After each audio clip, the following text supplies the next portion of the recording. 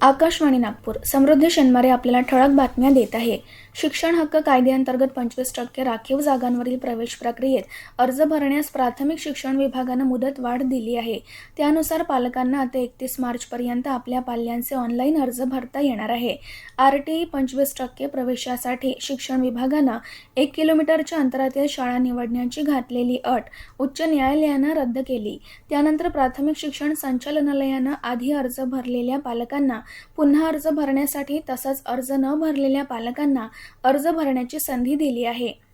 पंतप्रधान नरेंद्र मोदी उद्या सर्व मुख्यमंत्र्यांशी व्हिडिओ कॉन्फरन्सिंगद्वारे संवाद साधणार आहेत. यावेळी इराणी युद्धामुळे निर्माण झालेल्या परिस्थितीवर चर्चा होण्याची शक्यता आहे. या बैठकीत तयारीवर लक्ष केंद्रित केले जाईल, ज्यामध्ये पुरवठा साखळी, ऊर्जा सुरक्षा आणि परदेशात राहणाऱ्या भारतीय नागरिकांची सुरक्षा यांसारख्या मुद्द्यांचा समावेश असेल.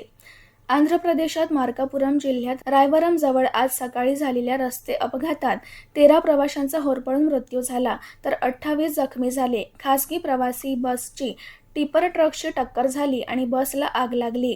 तेलंगणातल्या जगतियालहून ही बस नेल्लोर जिल्ह्याकडे जात असताना हा अपघात झाला. या अपघातातल्या मृतांच्या कुटुंबांना प्रधानमंत्री राष्ट्रीय मदत निधीतून प्रत्येकी 2 लाख रुपये तर जखमींना प्रत्येकी 50,000 रुपयांची मदत दिली जाणार आहे.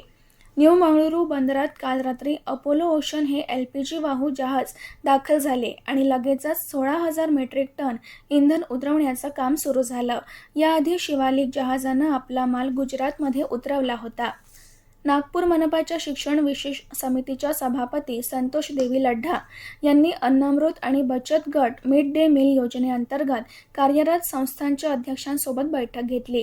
बैठकीदरम्यान विद्यार्थ्यांना वेळेवर स्वच्छ, पौष्टिक आणि गुणवत्तापूर्ण अन्न उपलब्ध करून देण्याबाबत सखोल चर्चा करण्यात आली. प्रत्येक विद्यार्थ्यांपर्यंत वेळेवर अन्न पोहोचावं आणि वितरण प्रक्रिया शिस्तबद्ध आणि सुयोग्य पद्धतीनं पार पडावी यावर विशेष भर देण्यात आला. याबरोबरच हे ठळक बातमीपत्र संपलं. यापुढील ठळक बातमीपत्र रात्री 8:42 प्रसारित होईल. नमस्कार.